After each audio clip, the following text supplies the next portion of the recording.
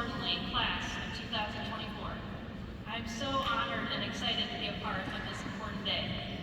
I really hoped I would have been given the thumbs up to do a whiz-bang liquid nitrogen or thermite demonstration for you, but I was told I was supposed to inspire you with just my mere words. Oh boy, the pressure is on.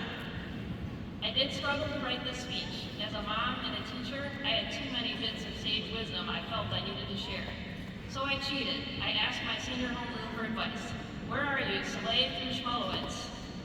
Go ahead, show me where you're at. Yeah, there we go. My homeroom's advice was clear. Keep your message short. If there is one thing I do understand, it is time. These 5 minutes that I'm taking might seem like an eternity to some of you. Yet these 18 years for which you have arrived at this very point seems like, as I often said in my classroom, a shake of the lamb's tail. My oldest child sits among you, and because he was born and raised in Mason, I feel like I've crossed paths with so many of you over the years. So yes, it seems like yesterday that I carefully followed the yellow painted line at the MECC to get to the Penguin Room to run the Minute to Win It station for the winter holiday party. Speaking of time, I asked my homeroom just a few weeks ago to answer this question. How have you changed over these 4 years? Their answers had some common themes. I gained confidence and learned to care less about what others think, the most common response. I was shy and kept to myself, and now after many new experiences, I'm a lot more open and not as scared to talk to new people. I've learned to recognize who my real friends are and who I can count on. Everything, a whole new friend group, wardrobe, personality, and purpose. I'm a very different person than I was 4 years ago. Graduates, I'm guessing that some of you can relate to these comments from your peers. But one student in my homeroom said this: I am more mature. Other than that, at the core, I am still exactly the same. But I can appreciate a good silence. How wise. Maybe your unique experiences, responses, and many, many mistakes have just shaped you into a better version of your goofy freshman self. It's funny, not a single one of my homeroom students mentioned that they understood moles better or finally learned how to balance equations. Seniors, truly, your collective list of accomplishments and talents is nothing short of amazing. Compliments to all of you who have gotten better every year in your own unique ways, and for which this year was your best year yet.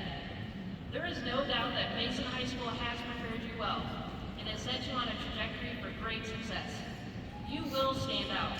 You will be the top of your class, the best engineer, the most talented writer, the most skilled doctor, the first-year musician, the employee that your boss can most count on. This I do know. But perhaps most importantly, I look out in the audience and I see a class of good and kind people who can look in the mirror and love what they see. Imperfections and all, a beautiful work in progress.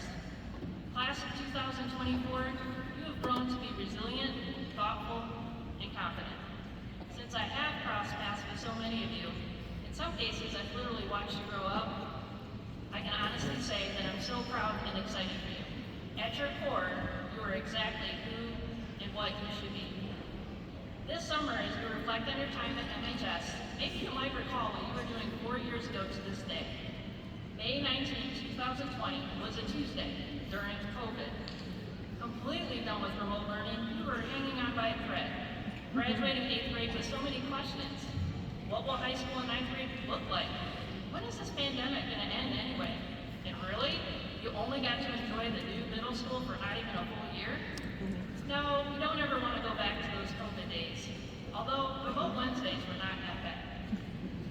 However, when you think about the summer 2020 before starting your freshman year, there were 2 new normals that I really actually miss. One was we were bored.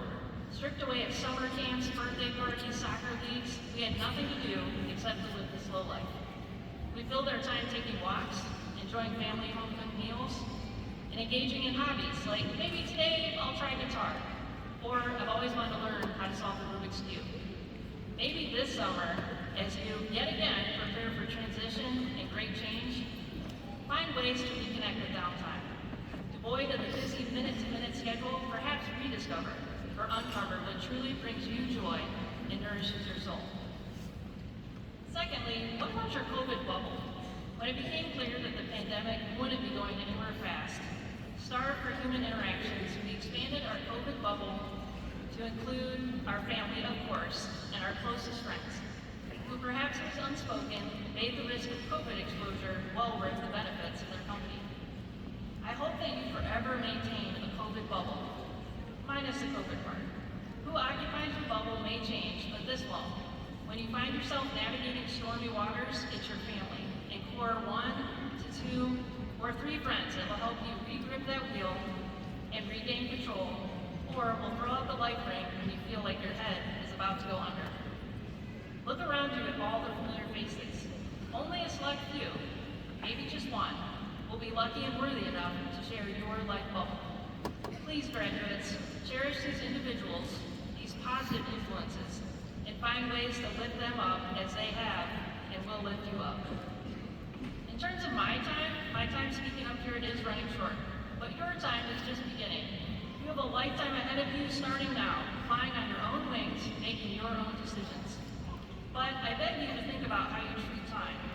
Time is the one thing that once it's squandered, it's simply gone forever. There is never enough of it. Today's world, your world, is defined by distractions, multitasking, and a constant stream of social media posts or Brawl Star battles, and the proverbial electronic rabbit hole, for which, if you aren't careful, will let time slip by. On our deathbeds, I'm confident that not a single one of us will look back and wish we had watched a few more TikToks. So graduates, true, you were born with smartphones in your hands, but I beg you to set digital boundaries. And if not, prioritize digital media that enhances your productivity, cultivates healthy relationships, and allows for purposeful rest and rejuvenation. Take time to develop these habits now. And one more request. This summer, please etch out time to spend with your parents, undoubtedly your #1 fan. They are going to miss you so much more just when you need them less. I might be making a personal request here. On that note, I will close my time with you with a quote from the notable expert on time, Albert Einstein, author of The Theory of Relativity. Time is relative. Its only worth depends upon what we do as it is passing. Best of luck, graduates. Enjoy the gift of time this summer. Congratulations.